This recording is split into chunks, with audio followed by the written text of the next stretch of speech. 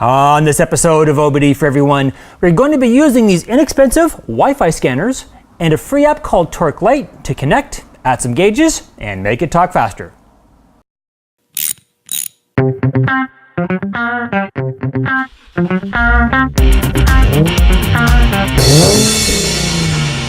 The first step is to plug in our Wi-Fi OBD2 scanner into the car's diagnostic port. Now these ports are typically located on the driver's side, kind of at the bottom of the dash. I've got my Elm 327 plugged in. I'm going to start the car. Car is up and running. First step, we need to go into settings, and then under Wi-Fi, we need to connect to it. So right there in the bottom, we can see it says Wi-Fi _ OBD2. We're going to touch that, and we're going to say connect. Okay, it says connecting, and we are now connected.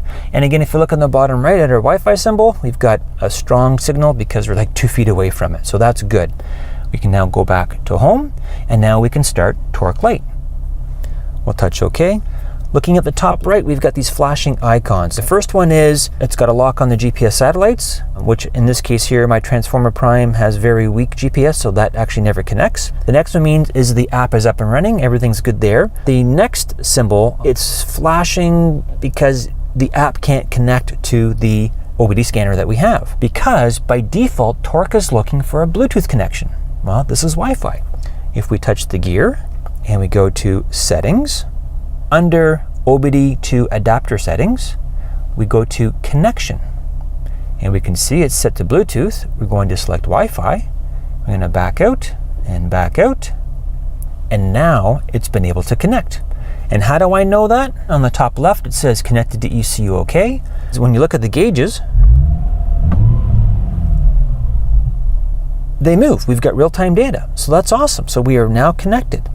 We can add some gauges. If we push and hold, say add display, I'm going to hit a dial, and I'm going to make the dial the timing advance and make it medium.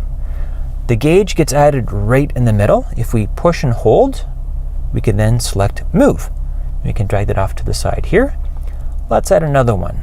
Let's add display, and we'll make this a graph, and I'm going to make this the intake manifold pressure, and medium again, push and hold, select move, and drag that over here.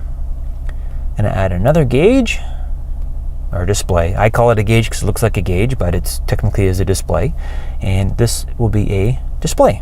And we're going to do engine coolant temperature and say medium, touch and hold, say move, and we can put it over there like that. So those are the three main types of gauges.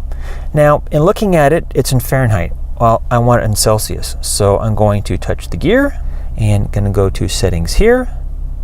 And under units, I'm going to make this how I would like it to be.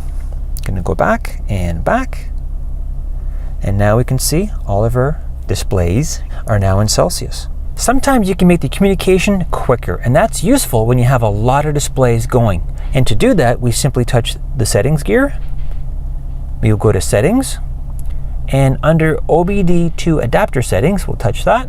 Second from the top is faster communications. Now, we know everything's working just fine right now. Everything's talking, our gauges are responding. Communication is perfect, but sometimes we like to see if we can make it a little bit quicker, because when we have a lot of displays or gauges, we want them to update as quick as we can. If yours is turned off, try turning it on. You'll have to quit the Torque app and go back into it and see if it's any better. So it's just a good setting to check for.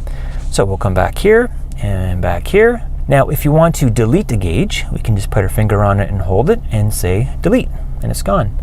Or if we want to put this all back to how it was, we can touch the settings gear and come down here to reset dials to default layout.